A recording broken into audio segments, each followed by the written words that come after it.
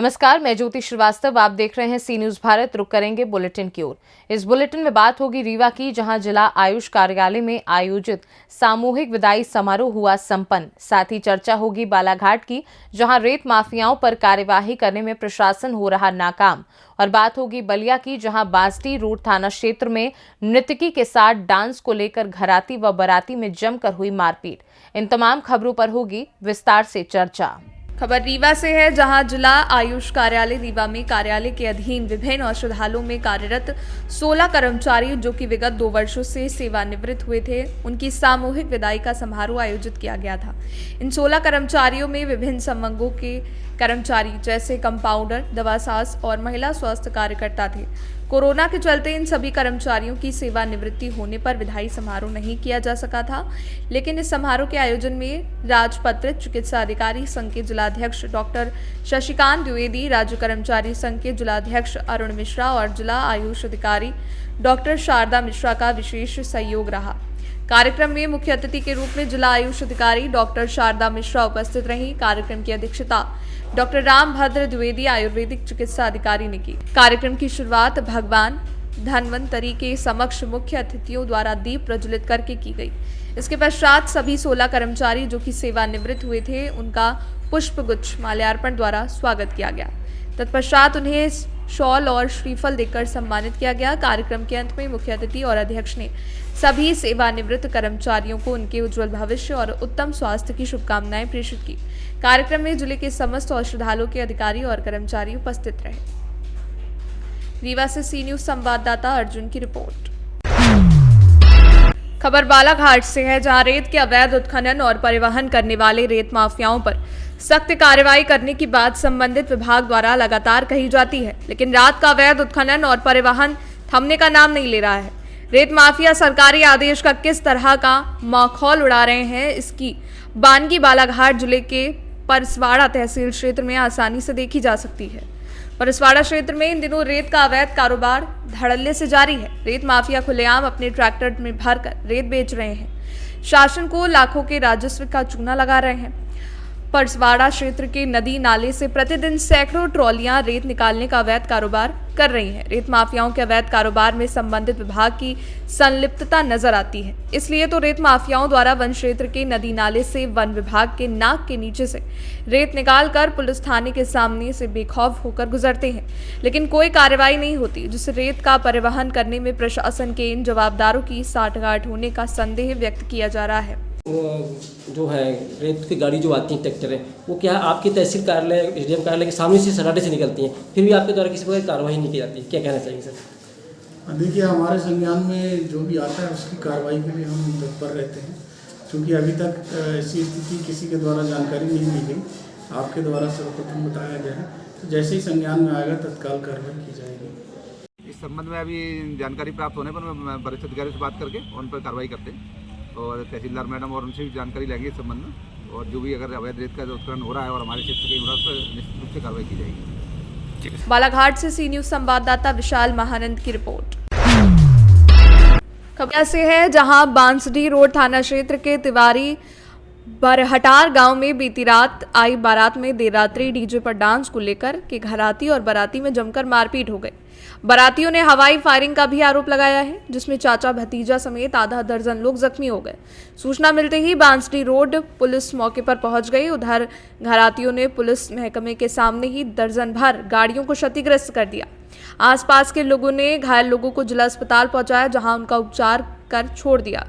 गढ़वार थाना क्षेत्र के अभयपुर निवासी बदन यादव के पुत्र की बारात बांसडी रोड थाना क्षेत्र के तिवारी बरहाटर निवासी मनोज यादव के यहाँ आई हुई थी, जहां द्वार पूजा और गुरहत्ती का कार्यक्रम शांतिपूर्ण से संपन्न हुआ। इधर घराती पक्ष के लोग डीजे में आई नर्तकी के साथ जमकर ठुमके लगा रहे थे, तभी बाराती पक्ष के लोग गुरहत्ती में से जनवासे से वापस लौटे, जहां देखा कि घराती के लोग नर्तकी के साथ डांस कर रहे हैं, जिसका लोगों ने विरोध जताया, जो घरातियों को नाक बात लगी। इसके बाद दोनों पक्षों में कहासुनी हुई। मामला इतना बढ़ गया कि घरातियों ने बारातियों की जमकर पिटाई कर दी।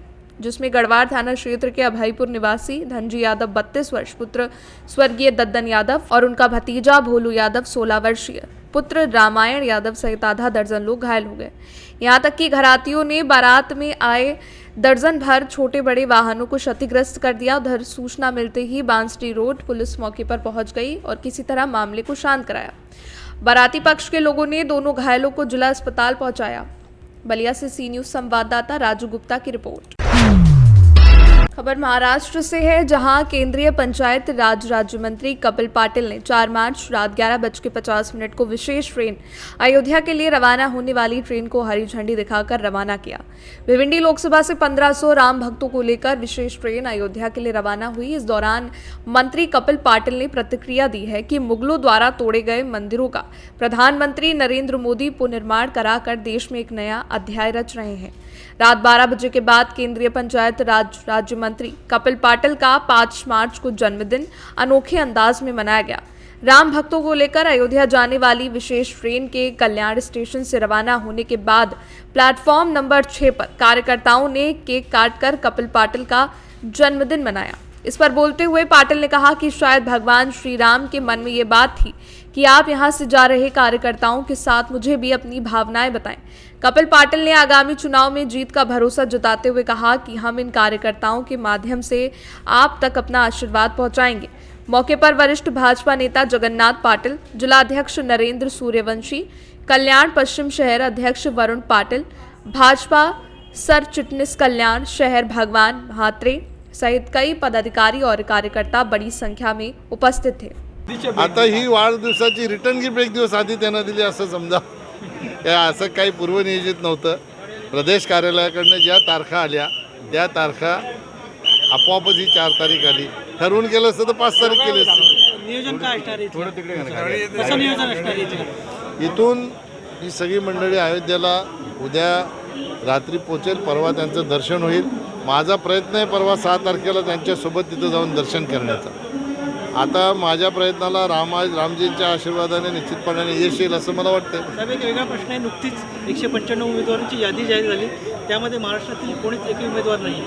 नाही, महाराष्ट्राचा कोणाचीच उमेदवारी जाहीर झाली नाही, कारण त्याचं आपल्याकडे महायुती आहे। महायुतीमध्ये काहीतरी चर्चा होत असेल काय, मी त्याच्यासाठी बोलण्यासाठी सक्षम नाही।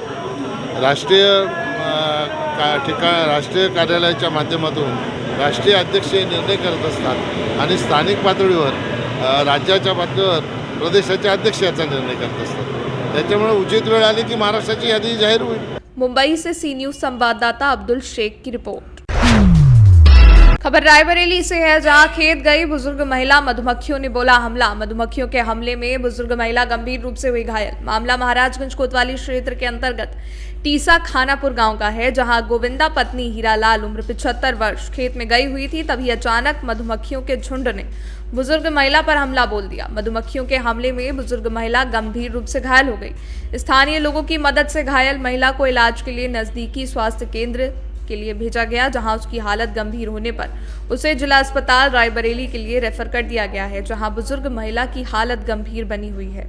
डॉक्टर साहब क्या करते हैं? डॉक्टर एसके सिंह, यमो जिला अस्पताल रायबरेली। डॉक्टर साहब, एक बुजुर्ग महिला आई है, क्या मामला? एक गोविंदा नाम की 70 साल की महिला लाई गई है, जो कि महाराजगंज सीएससी से 108 एम्बुलेंस के द्वारा आई है। बाकी एक जामीन करने पर अचेत अवस्था में आई थी, अनकॉन्शियस अवस्था में, जिसको ट्रीटमेंट किया गया। बाकी अटेंडेंट द्वारा पता करने भी पता चल रहा है कि उसको मधुमक्खी के काटने की वजह से उसकी स्थिति खराब हो गई है, जिसको उसे महाराजगंज सीएससी से रेफर कर दिया गया है। उसकी कंडीशन काफ़ी नाजुक थी, जिसको एडमिट कर दिया गया, उसका ट्रीटमेंट चालू है। रायबरेली से सी न्यूज संवाददाता देवराज की रिपोर्ट। फिलहाल के लिए बुलेटिन में बस इतना ही। देश दुनिया की बाकी खबरों को जानने के लिए आप देखते रहिए सी न्यूज भारत।